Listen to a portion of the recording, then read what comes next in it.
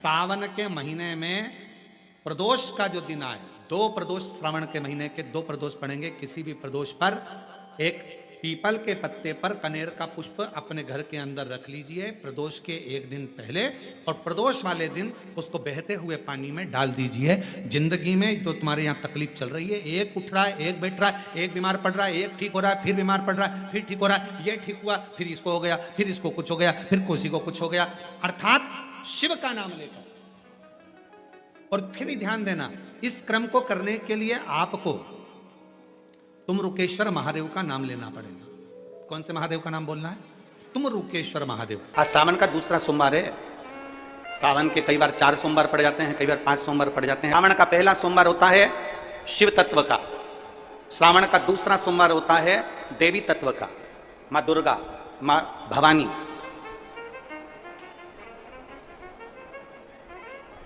आप लोगों ने शिव पंचायत, शिव महापुराण की कथा पहले बातचीत आप लोगों ने सुनी होगी। उसमें शिव पंचायत का वर्णन करा था। 5 देव, शंकर भगवान स्वयं पंचदेव में प्रथमता प्राप्त कर कर बैठते, माँ दुर्गा।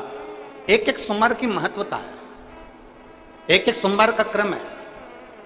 कई माताएं उस क्रम को धारण भी करती हैं, ऐसा नहीं कि कई माताएं नहीं करती हैं, सबका अपना अपना नियम होता है। कोई शिव मंदिर में जाता है तो एक अक्षत, एक चावल का दाना शिव जी को समर्पित करता है, कोई मंदिर जाता है तो एक पुष्प शिव जी को समर्पित करता है, कोई मंदिर जाता है तो एक बेलपत्र शिव जी को समर्पित करता है, कोई मंदिर जाता है तो जल समर्पित करता है। सबका अपना अपना भाव है। जैसे तुम शिव को प्रदोष व्रत का हम वर्णन करते हैं, जिस प्रदोष के दिन का आपको बधाई कल हमने दी थी कि प्रदोष की आपको बधाई हो। प्रदोष शाम का जो समय होता है, प्रदोष काल जो होता है, उसका वर्णन जब हम करते हैं, ये प्रदोष की पूजन का विधान किसने बनाया, ये प्रदोष की पूजन का नियम किसने बनाया, ये प्रदोष की संध्या काल का, प्रदोष के समय का पूजन का विधान कौन बनाया, ये प्रदोष के समय पर एक बेलपत्र चढ़ाने का विधान किसने बनाया, प्रदोष के समय पर एक समीपत्र चढ़ने का विधान किसने बनाया। प्रदोष के समय पर अगर मान लो कोई भिखारी से भिखारी व्यक्ति भी है जो ठेला चला रहा है, उसके पास में खाने के लिए कुछ नहीं है, फटे कपड़े पहन रहा है, उसकी जिंदगी में कुछ भी नहीं बचा और कर्जे में लदालूम हो गया, एक चावल का दाना अगर वो प्रदोष के दिन, प्रदोष काल में शाम के समय पर शंकर के शिवलिंग पर चढ़ा देता है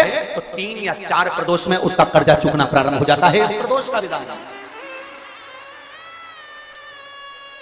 इतना ये प्रदोष का वर्णन करा किसने? इतना प्रदोष की महत्वता बताई किसने? कौन करे इतना वर्णन? अगर प्रदोष की महत्वता बताने वाला कोई है, इसीलिए मेरे शंकर भगवान माता सती को लेकर कुंभज ऋषि के यहाँ, अगस्त ऋषि के यहाँ कथा सुनने के लिए गए थे, क्योंकि उनके बराबर कोई शंकर के महत्व को बता नहीं सकता और प्रदोष के महत्व को नहीं बता सकता। सती मैया को प्रदोष का महत्व बताने के लिए शंकर सती जी को लेकर कुंभज बाबा के यहाँ गए थे, अगस्त ऋषि के, कि प्रदोष के महत्व को तो जानो सती, तुम प्रदोष के महत्व को तो सती जानो, तुम प्रदोष के महत्व को तो सती पहचानो कि प्रदोष का महत्व क्या होता है, प्रदोष काल का महत्व क्या होता है, प्रदोष के समय का महत्व क्या होता है। जिस समय पर सूरज डूब रहा हो, चंद्र प्रकाशित हो रहा हो, दोनों का मेल हो रहा हो, ना तो पूरा सूरज डूबा है, ना पूरा चंद्र आया है, ना पूरा अंधेरा है, ना पूरा उजाला है, उस समय को प्रदोष काल कहा गया। उस समय को प्रदोष का समय कहा, प्रदोष काल कहा। अब कई लोग हमसे कहते हैं, गुरुजी आप हमको प्रदोष का समय बताया करो कि प्रदोष काल किसको कहते हैं, प्रदोष का समय किसको कहते हैं। अब एक बात हम आप सबसे कहना चाहते हैं, जितने लोग आस्था चैनल पर सुन रहे हैं, जितने फेसबुक यूट्यूब पर सुन रहे हैं और जितने रेवाड़ी की इस पवित्र धरा पर कथा को सुन रहे हैं, आप सबसे एक बात कहना चाहिए। अगर हम समय देखकर बताएं आपको कि शाम को 6 बजे, 6:30 बजे, 6:30 के लेकर 7:30 के बीच में ये समय है, या 5:30 से लेकर 6:30 तक का ये समय है, या हम तुमको बोल दें कि इतनी बजे ये समय प्रदोष काल का रहेगा या इतनी बजे ये समय रहेगा, तो देखिए कभी कभी ठंड का समय आता है तो दिन जल्दी ढल जाता है, कभी कभी गर्मी का समय रहता है तो दिन बहुत लेट ढलता है। इसलिए समय की गणना से मत चलो, आप तो ये अंदाजा लगाकर रखो कि दिन ढल रहा हो, अंधेरा होना शुरू हो रहा, सूरज डूब रहा हो, चंद्र प्रकाशित हो रहा हो, अंधेरा अपना काम कर रहा है, सूरज ढलता जा रहा है, दिन कम होते चले जा रहा है और अंधेरा थोड़ा बढ़ते चले जा रहा है। इन दोनों का जो मिलन का समय हो, अब वो कितनी भी बजे, आप तो बस उसके मिलन का समय निकाल लो, वही समय प्रदोष काल कहलाता है, वही समय प्रदोष।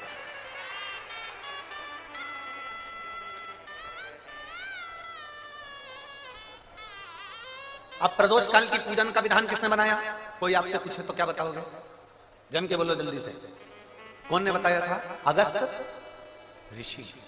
शिव तत्व कह रहा है, भगवान शंकर का पावन चरित्र कह रहा है। एकांबरेश्वर महादेव कांचीपुरम में, तमिलनाडु में, भारत की भूमि पर दुनिया के सबसे विशाल मंदिरों में, जो विशाल मंदिरों की गणना होती है, उन विशाल मंदिरों में सबसे बड़े मंदिर की गणना में कांचीपुरम का, ये तमिलनाडु का मंदिर एकांबरेश्वर महादेव का आता है। एकांबरेश्वर, जहां पर पाषाण का शिवलिंग नहीं है, जहां पत्थर का शिवलिंग नहीं है, जहां सोना और चांदी का शिवलिंग नहीं है, जहां हीरे पन्ने का शिवलिंग नहीं है, जहां पर मिट्टी का पार्थिव शिवलिंग की पूजन होती है। अब जरा विचार करिएगा, गुरुजी क्या बात कर रहे हो?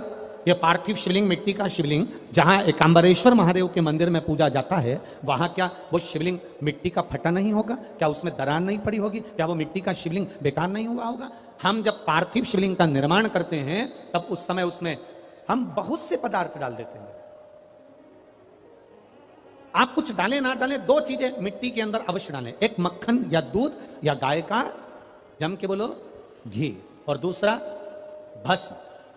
ये दो चीजें क्यों डालना चाहिए? कि शिवलिंग अच्छा बनेगा, शिवलिंग पक्का रहेगा, दरार नहीं पड़ेगी, उसके लिए डालना चाहिए क्या? ना ना ना। पार्थिव शिवलिंग का निर्माण करने वाले दो चीजों का स्मरण अवश्य रखें। पहला, मिट्टी के अंदर जब हम मक्खन, दूध या गाय का घी डालकर शिवलिंग का निर्माण करते हैं, जिसके घर में वंश नहीं बढ़ता, 20 साल, 25 साल, 15 साल, 12 साल हो गए हों, और जिसके घर में बच्चा ना हुआ हो, हम उनसे भी निवेदन करेंगे कि प्रत्येक प्रदोष, प्रत्येक शिवरात्रि, हर महीने प्रदोष आती है, हर महीने शिवरात्रि आती है, प्रत्येक शिवरात्रि, प्रत्येक प्रदोष को आप मिट्टी के अंदर मक्खन या गाय का दूध या गाय का घी, देसी गाय का मिलाकर शिवलिंग बनाकर उसकी पूजन करना प्रारंभ करें। 1 साल पूरा नहीं होगा, भले 20 साल हो गए होंगे, पर आपका गर्भ जरूर फेरेगा, ये निश्चित। भले 20 साल हो गए, 22 साल हो गए, 25 साल हो गए, डॉक्टर ने मना कर दिया नहीं होगा, फिर भी आप बाबा पर भरोसा, बोल बम का नारा है, बाबा है। आप विश्वास के साथ शिव की आराधना करिए। गाय, देसी गौ माता का दूध, मक्खन, घी, ये हमारे मिट्टी के अंदर मिलाकर जब हम शिवलिंग का निर्माण करते हैं तो हमारा वंश बढ़ता। दूसरा, भस्म। दूसरी चीज क्या है? जम के बोलो जरा, पीछे वाले भी, और जितने आसपास के जितने 5 पंडालों में जो बैठे हैं, जो अलग से पंडाल लगाए गए हैं, उनमें भी जो भरे बैठे हैं, इधर के पंडालों में पीछे वाले, और जितने लोग रोड पर बैठे हैं, जितनी दुकानों के अंदर बैठे हैं, वो भी जरा सावधानी से सुनना। ये पार्थेश्वर शिवलिंग कथा आपको बाद में नहीं मिल पाएगी, बड़े ध्यान से सुनना। ये अपनी जिंदगी बनाने के लिए माँ पीताम्बरा ने अपने धाम में करवाई है, अपने जीवन को कृतार्थ करने। कार्यकर्ता कितनी भी बात करें, पड़ोसी कितना भी बोलता रहे, उसका कोई जवाब मत दो। आप कथा सुनने आए हो, बड़ी मेहनत से धूप में चलकर आए हो, 500 रुपए खर्च कर यहाँ पहुंचे हो, दिल से सुनना तो बाबा दिल से तुम्हारी झोली भर कर भेजेगा। समय बर्बाद मत करना बिल्कुल भी, और जिसको समय बर्बाद करना है वो चुपचाप से उठकर यहां से पंडाल से बाहर जाकर अपनी गाड़ी उठाकर जा सकता। बड़ी मुश्किल से कथा मिलती है, और दतिया वालों के तो भाग्य में आदरणीय गृह मंत्री जी ने करा ली, तो बाबा की कृपा से ये इतना बड़ा कुंभ भरा गया, यही बाबा की कृपा। दिल से सुन लो उसको। पहले नंबर पर है मिट्टी में मिलाया गया मक्खन, घी या दूध। दूसरे नंबर पर है, जम के बोलो जल्दी से, भस्म। ये दूसरे नंबर पर भस्म का प्रयोग, शिवलिंग का जब निर्माण करें, पार्थिव शिवलिंग जब बनाएं, मिट्टी में थोड़ी सी भस्म जरूर मिलाएं। भस्म किस चीज के लिए होती है? भस्म किसके लिए धारण कराई जाती है? तो महाराज शिव महापुराण की कथा कहती है, जब शरीर में कोई बड़ी बीमारी आने वाली होती है, आप एक साधारण सा प्रयोग कर देखिएगा अपने जीवन में। एक साधारण सा प्रयोग, जब आपको लगे कि डॉक्टर ने बोला है कि कोई बड़ी बीमारी का चांस बन रहा है, कोई बड़ी बीमारी होने वाली है, आप थोड़े दिन तक देवाधिदेव महादेव का ये शिवलिंग, ये जलाधारी, ये जहां से जल बहता है, गणेश जी का स्थान, कार्तिकेय जी का स्थान, बीच में एक मोटी सी लाइन अशोक सुंदरी, शिवलिंग जो शिवलिंग रखा है, जो जलाधारी है वो मां पार्वती जी का हस्त कमल, ऊपर से एक एक बूंद जो पानी गिर रहा है जिस कमंडल में से, जिस जलाधारी में से जल गिर रहा है, वहां शंकर भगवान की 5 बेटियां, जया, विषहरा, शामली बारी, दौतली और देव, ये भगवान शिव की 5 बेटी।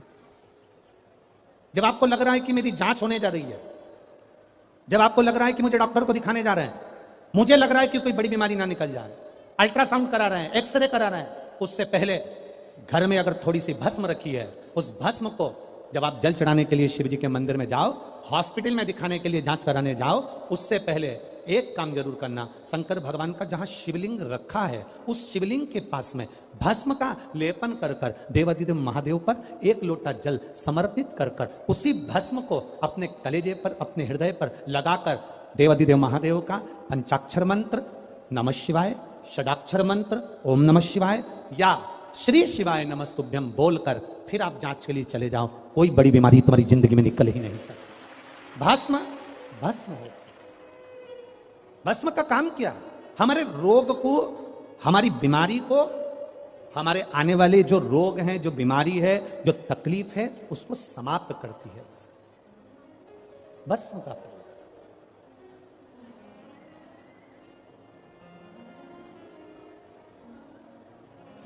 शिवलिंग का निर्माण कर रहे हो, पार्थिव शिवलिंग का, उसमें थोड़ी सी भस्म हमारी बीमारी को हर लेती है, थोड़ी सी भस्म हमारी तकलीफ को हर लेती है।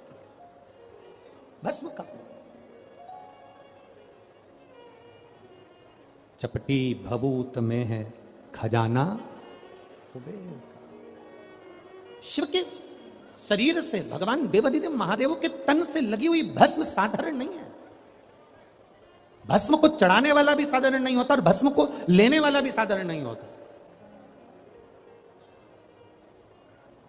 शंभु शरण पड़ी मांगो घड़ी रे घड़ी, दुख काटो दया दर्शन आपो। पार्थिव शिवलिंग का निर्माण करते समय 2 चीजें ध्यान से अवश्य मिलाएं। पहला माखन, घी, दूध, दूसरा भस्म। ये श्रंभेश्वर महादेव जो नाम है,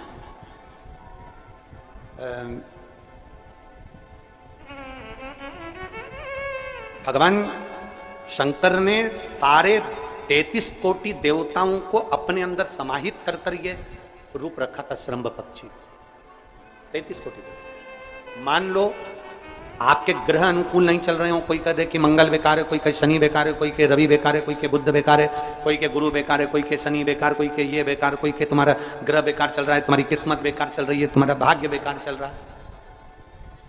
तो पहले तो जो तुमसे कह दे कि तेरा भाग्य बेकार चल रहा है, उसके चरण छू के उसको प्रणाम करके वापिस से जाओ। क्यों? जिसने पृथ्वी पर जन्म दिया, जिसने नेत्र दिए, मुख दिया, हाथ दिए, पांव दिए, पूरा शरीर दिया, सारी इंद्रियां दी, रहने को घर दिया, खाने को अन्न दिया, अगर कोई तुमसे कहे कि तेरा भाग्य बेकार चल रहा है, तो पहले तो उसको प्रणाम कर कर वापिस आ जाओ। एक शब्द भी मत सुनो, वापिस आ जाओ। क्योंकि दुनिया में आप सबसे ज्यादा भाग्यशाली हो जो भगवान ने आपको पृथ्वी पर पैदा करा। कुत्ता बना के पैदा नहीं करा, जानवर बनाकर पैदा नहीं करा, झिंगुर और कीट पतंगा बनाकर पैदा नहीं करा, सड़ते हुए कुत्ते के शरीर में इल्ली पड़ जाती है वो बनाकर पैदा नहीं करा, कीड़ा चूहा बनाकर पैदा नहीं करा। मेरे भगवान ने तुम्हें मनुष्य बनाकर पैदा करा है। जितने पृथ्वी पर मानव पैदा होते हैं ये अपने आप में भाग्यशाली होते हैं, कोई अभागा पैदा नहीं होता। कोई तुमसे कह दे तेरा भाग्य बेकार चल रहा है, तेरी किस्मत बेकार चल रही है, उसके पांव पड़ो, वहां से निकल लो, अपनी पत्रिका लपेटो और वापिस सजाओ जन्म पत्रिका लेकर। भाग्य तुम्हारा बेकार नहीं है, तुम्हारी किस्मत बेकार नहीं है। भाग्य उसका बेकार है जो तुमको कह रहा है कि तुम भाग्यशाली नहीं हो, तुम किस्मत वाले नहीं। भाग्य उसका बेकार है जो पृथ्वी पर जन्म ले लेता है, शंकर जी के मंदिर में 1 लोटा जल चढ़ाना चालू कर देता है, शंकर के मंदिर में झाड़ू पोछा करना प्रारंभ कर देता है, वो कभी भी अभागा नहीं होता, वो भाग्यशाली ही होता है। अभागा नहीं है, वो भाग्यशाली है। और जितने पृथ्वी पर मनुष्य जन्म है, चाहे वो छोटे से छोटा, बड़े से बड़ा, आपका हाथ पैर शरीर सब भगवान ने दिया है, आपको करोड़पति बनाकर पैदा करा है, फिर भी आप अपने आप को अगर अभागा समझते हो तो आपके ऊपर है। किस्मत वाले हो, करोड़पति बनाकर भेजा है। कुत्ता 1000, 10,000, 20,000, 25,000, 50,000 में बिकता है, तुम्हें तो भगवान ने 2-2 किडनी दिए, अभी बेचिए 20-20 लाख में, यूं बिक जाएगी। भगवान ने नेत्र दिए 50-50 लाख में, अभी बिक जाए 5 लाख में। एक एक शरीर भगवान ने कीमत वाला बनाकर भेजा है। किसी डॉक्टर के पास बैठना और पूछना कि कौन से अंग की कितनी कीमत होती है, वो डॉक्टर बता देगा कि तुम्हारे शरीर की क्या कीमत है। और उसके बाद भी कहते हो कि हम भागे। बताने वाला कह देता कि तुम भाग्यहीन हो, तुम भाग्यशाली नहीं हो, तुम किस्मत वाले नहीं हो। वहां से पत्रिका उठा चल दो, कहते मेरे बाबा ने मुझे भाग्यशाली बनाकर भेजा है। और अपने हाथ में वो बल होता है कि आप स्वयं इतनी मेहनत कर कर आगे बढ़ सकते हो कि अपने आप किस्मत वाले बन सकते हो।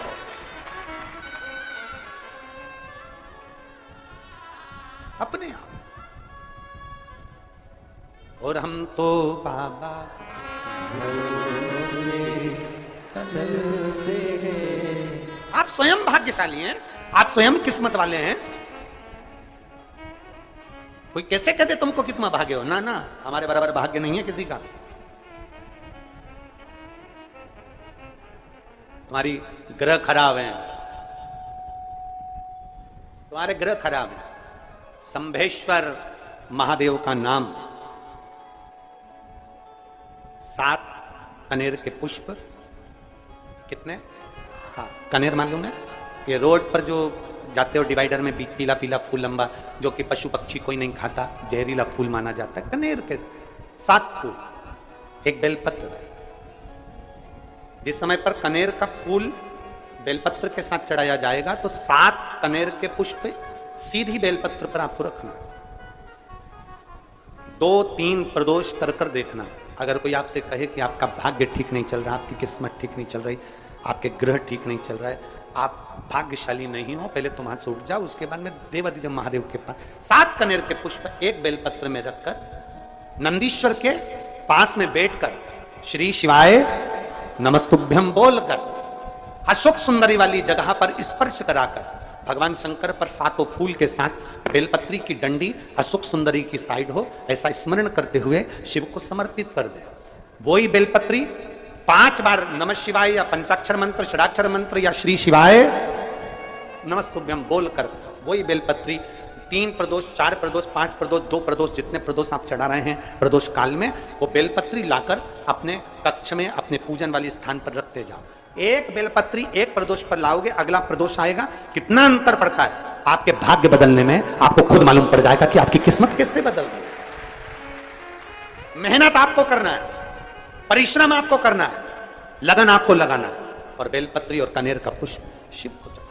मेरी जीजियों, मेरे जीजाओं, मेरी बेटियों, बेटाओं, मेरी माताओं, मेरे भाई, मेरे बांधव, अपने को भी अगर गलत विचार आते हो, पूजन के समय पर पाठ करते करते गलत जगह पर अपना मन जा रहा हो, तो 5 प्रदोष एक कटोरी में 1 चम्मच घी गाय का, देसी गाय का 1 चम्मच घी, 1 चम्मच भी ना हो तो आधी चम्मच घी, आधी चम्मच भी अगर घर में ना हो तो 2 बूंद घी, 2 बूंद भी ना हो तो देसी गाय का 1 बूंद घी अपनी हथेली में मध्य में लगाकर, जो शंकर भगवान का, भगवान शिव जी का जो शिवलिंग होता है, उस शिवलिंग के ऊपर के भाग पर अपनी हथेली को रखकर, और जो अशोक सुंदरी वाली जगह है उस जगह पर अपनी हथेली का घर्षण करना चाहिए। लगभग 5 प्रदोष अगर आपने कर लिया तो निश्चित है आपकी बुद्धि में कभी गलत विचार पूजन करते समय आएगा ही नहीं, और गलत दृष्टि की ओर जाओ।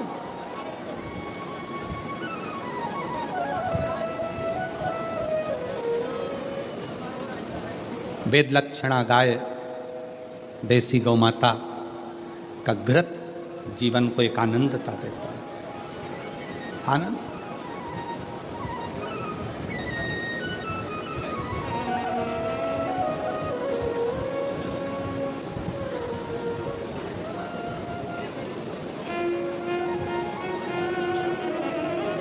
भारत के इतिहास में संसद भवन में बैठकर रात रात भर मंथन कर कर जो वक्फ बोर्ड बिल पर संशोधन किया गया, उसके लिए पूरे प्रशासन को बहुत बहुत साधुता, बहुत साधु। अब ये सब होने के बाद एक संसद में एक बात और पारित हो जाए कि गौ माता की हत्या बंद हो जाए, इससे बढ़कर कुछ, उससे बढ़कर गौ माता का, देसी गाय का घृत, वेद लक्षणा गाय का एक बूंद घृत हाथ की हथेली पर लगाकर शिवलिंग के ऊपर और अशोक सुंदरी की जगह पर घर्षण करने से जो गलत विचार, गलत सोच, गलत दृष्टि, गलत भाव, ये समाप्त हो जाता, समाप्त हो।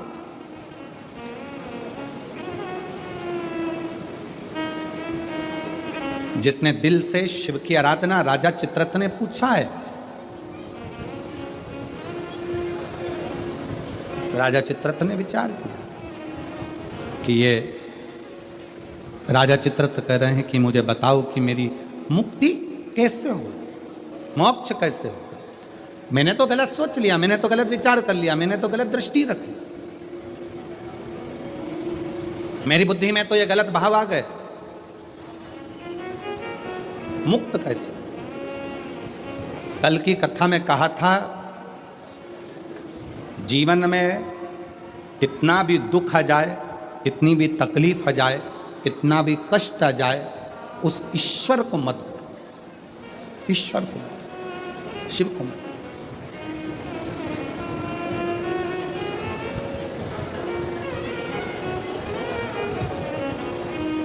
उसको हर पल याद करते हो, उसको हर क्षण स्मरण करते हो।